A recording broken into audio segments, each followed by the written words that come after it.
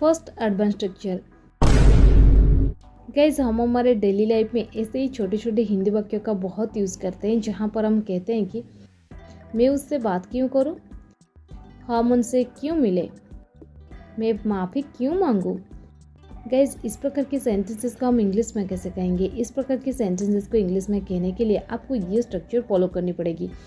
पहले आपको यूज़ कर देनी है वाई के बाद डू के बाद आपको यूज़ कर देनी है आई या फिर वी, इसके बाद वर्ब की फर्स्ट फॉर्म और लास्ट में अदर वर्ड्स। अगर आप लिख रहे हैं तो लास्ट में क्वेश्चन मार्क जरूर लगाइए। चलिए कुछ एग्जांपल्स लेते हैं। हम उस नेता को वोट क्यों दें? Why do we vote that politician? Why do we vote that politician? मैं माफ़ी क्यों मांगू? Why do I apologise? Why do I apologise?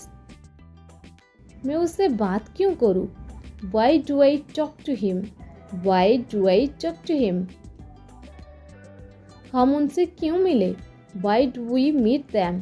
Why do we meet them? मैं तुम्हें क्यों बताऊं? Why do I tell you? Why do I tell you?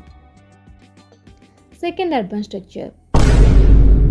कोई फायदा नहीं है ऐसी दौलत का, कोई फायदा नहीं थी ऐसी बातों का, कोई फायदा नहीं है ऐसे दोस्तों का। गाइज, इस प्रकार के सेंटेंसेस को इंग्लिश में कहने के लिए आपको पहले यूज़ कर देने देयर के बाद आपको यूज़ कर देने यीज या फिर वाज।